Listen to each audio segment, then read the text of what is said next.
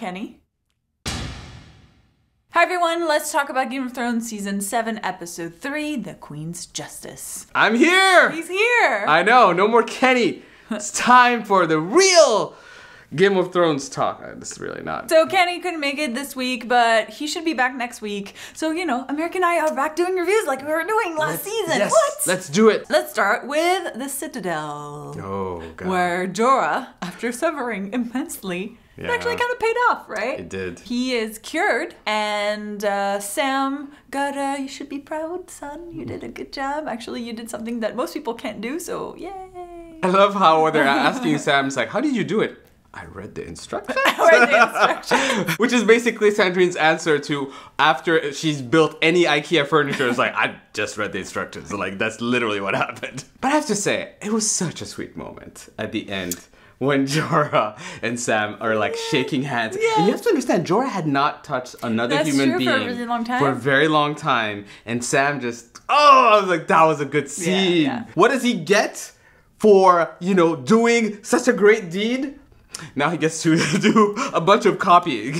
But I have a theory. Yes. I have a theory about like him having to copy all these old like manuscripts or whatnot. Yeah. I'm wondering, I mean, could not happen, but I'm wondering if they're kind of setting up like, oh, these are really old manuscripts that we haven't looked at for a really long time because, you know, Winter hasn't been here for a while, and then he could copy and be like, oh my god, there's so much information about like the Night's King and White Walkers and Sandrine, listen.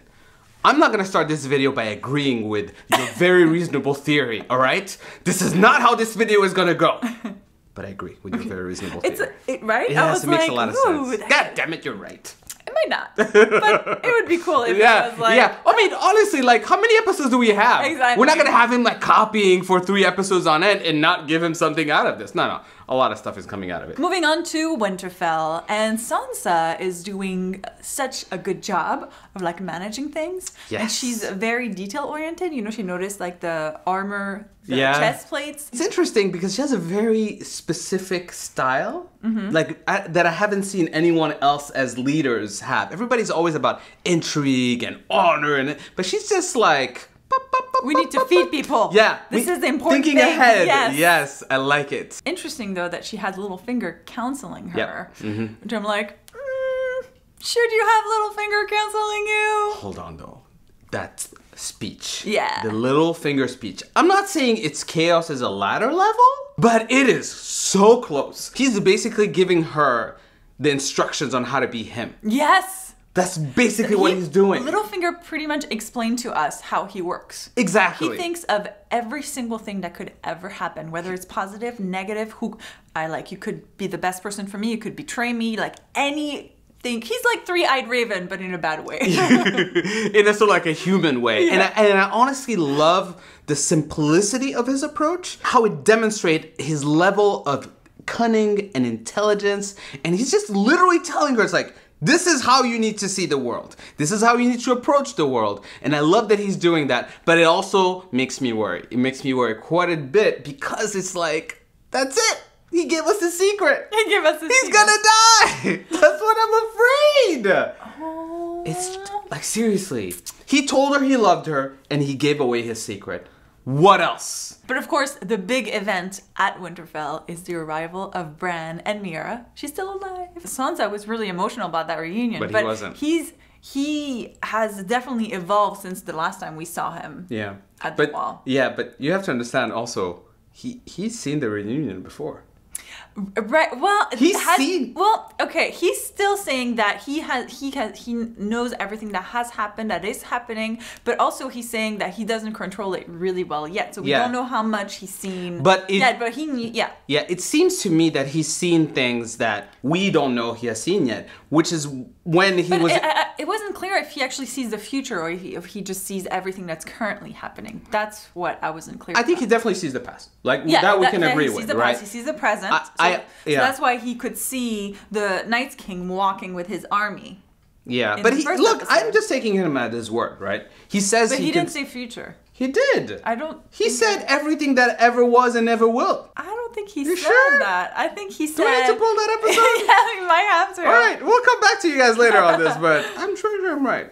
I think he said that he knows everything that has happened and everything that is happening. He's like the Dr. Manhattan of the Game of Thrones. Of Game of Thrones at this point, right? He really is. Although Dr. Manhattan also sees the future, so you know. So maybe he's working you up may to want it. to say what to people who don't know what reference you're pulling. I'm like, it's Dr. Manhattan. Dr. Manhattan, don't you know who that is?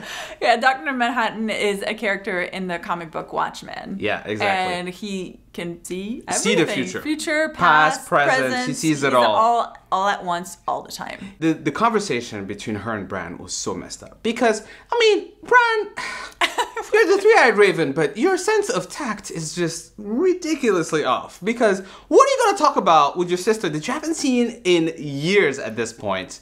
You're going to talk about the night she was raped? What point were you trying to make here? I think maybe in his own way he was trying to say, I know how much you have suffered. It's clear that now he really wants to talk to Jon. Yeah. And there's going to be some truth-telling happening whenever Jon comes up. So we checked. And I was right. Bran in this episode says that he can see everything that happened in the past and everything that's happening right now. But he doesn't really talk about the future. And which makes sense because he doesn't yet see how it will all unfold. He just knows what's happening up until now. So he's not really Dr. Manhattan. I guess you were right. But he could become. Let's move on to Dragonstone. Before we get to the big meeting, there are a couple of things I want to talk about. Missandei has a brooch. And for those who don't know what I'm talking about, we had kind of theorized that Grey Worm might die and give his pin to Missandei when he died because she didn't have a pin up until now. But then we were like, we're on pin watch, right? Yeah. And then she had a pin in this episode, so I'm like, oh, maybe Grey Worm will survive. I mean, he might still die, but at least... I don't think Grey Worm is going to make it. And then second, I want to talk about also Melisandre, who's just like, oh, Jon and Davos is here. I'm just going to go. Peace! I'm out! She's going to Valentis, but she tells Varys, who kind of tells her, she probably shouldn't come back. And she's like, no, I'm going to come back. Because I need to die here. Which now I'm thinking, is that when her and Arya are going to meet up again and that will be her death? It's very possible, but she also says that he will also die here. Yeah, but he could die of old age, you know, like it wasn't, you know, he's going to die here because he's going to stay here and die. So now we can talk about Jon and Daenerys. How did you think? For the first time. Of all the ways you picture this meeting happening, did it live up to it or did it exceed your expectation? It lived up to it. It lived up to it? Did not exceed your expectation? No, I think that's kind of how I pictured, because I think Jon and Dany are both characters that we know as the audience very well. We know everything they've gone through. We have a lot of context into who they are, but they don't know each other and they don't know what each other has gone through. And I think even the creators of the show were talking about that inside the episode. Yeah, right after the episode aired. And how like they see each other, like he sees her as this rich girl.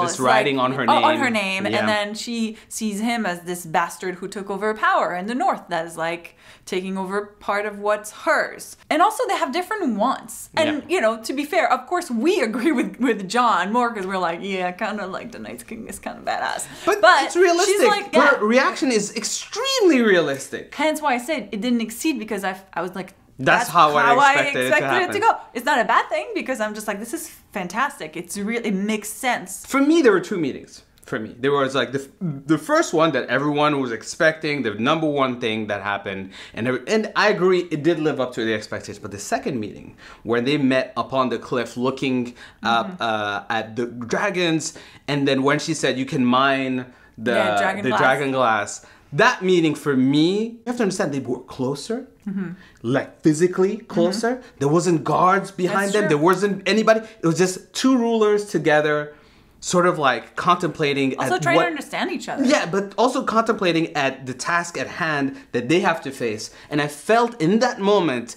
there was a sense of kinship. There was some closeness there, some intimacy there that you didn't have in the first time they met, right? First time it's like two walls talking to each other, blah, blah, blah. Here, there was like, all right, I can see that there's... Don't you think, though, Tyrion had something to do with it? Oh, no, completely. Oh, okay, because he pushed Jon towards her. Yeah. And he's like, come on. He pushed her towards him. Go be nice. I honestly think Tyrion saw what we saw, right? In those two characters, like, you guys are good people. Yes. You guys are good people, Yes. and you can work together. You can Yes. work this out. Be reasonable, Jon. Be reasonable, Dany. Yeah. That's what I'm seeing. But I'm just telling you guys, there's a spark there.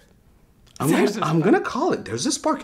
I've never seen Dany in all the seasons we've had since Khal Drogo. I've never seen her go soft like this. She went soft on him. There's something about that I mean, scene. he is her nephew.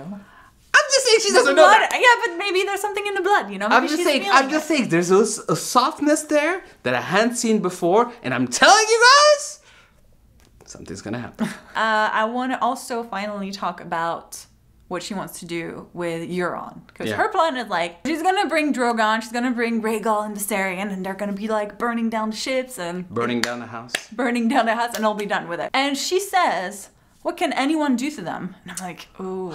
She's just too cocky. She's like, why did you have to say that, Did you have Dany? to say that? This is a TV show. You know, you say that, it's it. One of them is gonna die. Moving on to King's Landing, Euron arrives as we had predicted, or as we thought was gonna happen. Triumphantly. Yeah, he brings Yara, whom, you know, I think that's what we said. We're like, he's probably not gonna leave Yara, because Cersei doesn't really want doesn't Yara, really care. yeah. So, all right. But he does bring her, Ilaria, and her daughter. Gift. They killed your daughter. Now Christmas you can came kill them. early, girl. But... First of all, he really wants to marry Cersei. And she's like, sure, I'll marry you. After the war is won. But didn't you find it messed up when he's like asking Jaime for advice on like how to... This is gonna go so badly. So I'm badly. just like, what is happening? And Jaime is like, what? What's happening? Yeah. Can we talk about that scene between Cersei and Ilaria and her daughter? First of all, props to the actors like in that scene. Oh yeah.